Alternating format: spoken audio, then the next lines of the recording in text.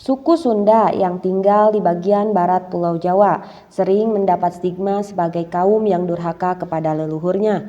Pernyataan ini bukan untuk dibantah atau dijadikan dalih, melainkan untuk direnungkan, karena jika ditelaah lebih dalam, ada sisi kebenarannya juga. Alih-alih introspeksi dan menyadari kekeliruan, banyak yang justru sibuk menyerang mereka yang berani mengungkap kenyataan, seperti yang tertulis dalam Uga Wangsit Siliwangi. Ketika diingatkan, bukan kesalahan yang diperbaiki, melainkan si pemberi nasihat yang dimaki. Fenomena ini mencerminkan betapa sulitnya menerima kritik, bahkan ketika suara peringatan itu berasal dari warisan leluhur sendiri.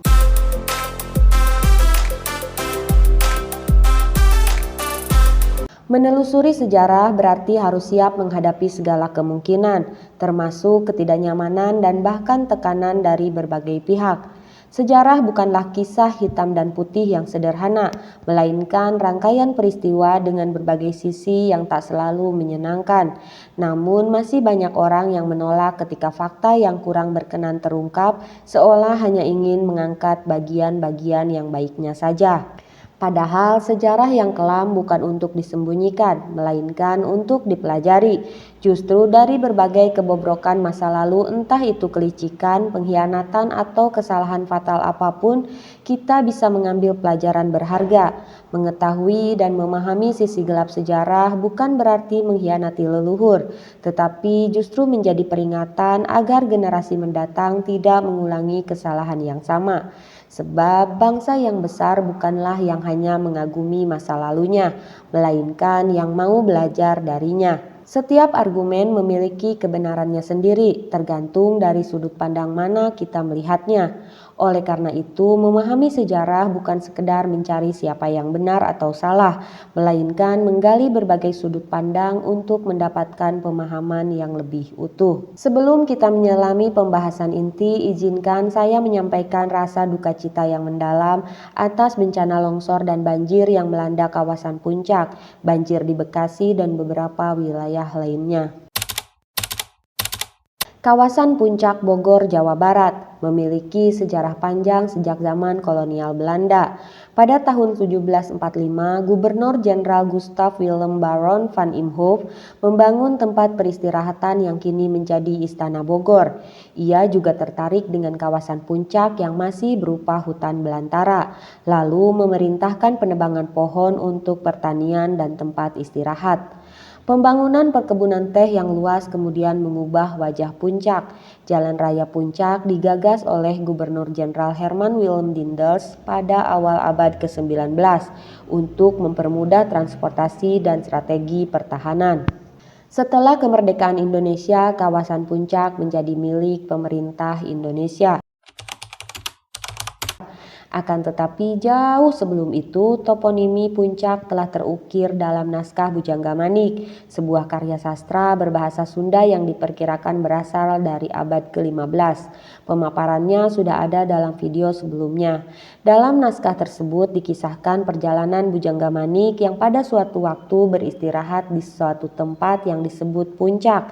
Dari tempat peristirahatan itu, ia memandang ke arah Bukit Ageng, yang tak lain adalah kompleks Gunung Gede Pangrango, sebuah kawasan yang dihormati sebagai Hulu Wanona Pakuan atau tempat tertinggi di wilayah Pakuan. Kisah ini mengabadikan Puncak sebagai titik pandang yang strategis dan bersejarah, memberikan gambaran akan keindahan alam dan signifikansi geografisnya di masa lampau. Sejak kedatangan wisatawan Arab di Puncak pada tahun 1998, pesona alam dan kesejukan udara konon telah menjadi daya tarik utama. Namun di balik keindahan itu tersembunyi ironi yang mengguncang, kawin kontrak.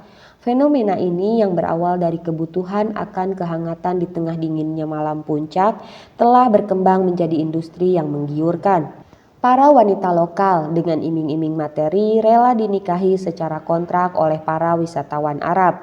Kawin kontrak bukan sekedar hubungan transaksional. Ini adalah potret buram dari eksploitasi di mana kemiskinan dan ketidakberdayaan menjadi komoditas.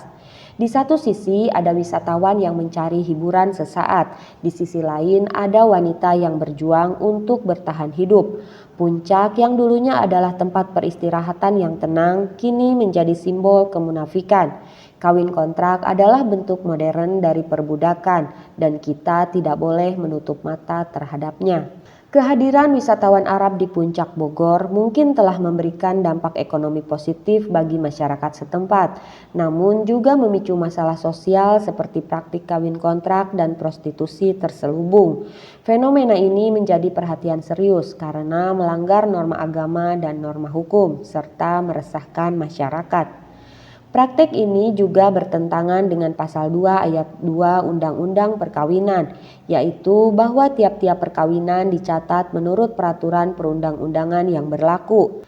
Praktik kawin kontrak dan prostitusi berkedok wisata melanggar hukum perkawinan Indonesia, meskipun KUHP tidak secara eksplisit mengatur pidana bagi pelaku prostitusi, penyedia tempat dan mucikari dapat dijerat hukum, yaitu berdasarkan pasal 296 KUHP. Demikian halnya pihak mucikari yang mengambil untung dari para bisa dipidana berdasarkan pasal 506 KUHP.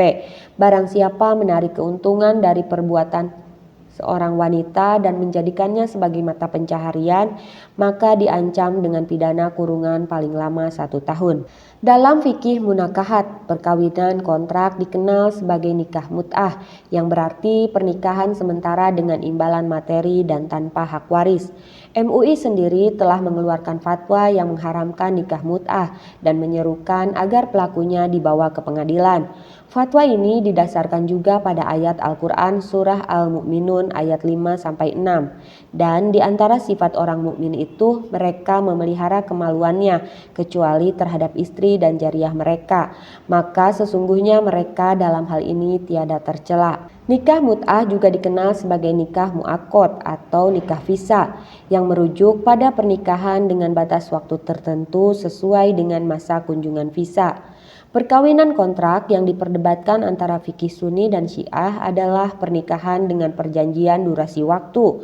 Perkawinan kontrak menekankan batasan waktu, dikatakan dianggap bertentangan dengan prinsip Islam. Undang-Undang Perkawinan Nomor 1 1974 mensyaratkan pernikahan sebagai ikatan lahir batin yang kekal, sehingga perkawinan kontrak dianggap ilegal, terutama dalam pandangan fikih Sunni yang dominan di Indonesia. Nikah mut'ah diharamkan dalam mazhab Sunni karena dampaknya yang negatif, termasuk potensi bercampurnya nasab, penelantaran anak, dan merendahkan martabat perempuan.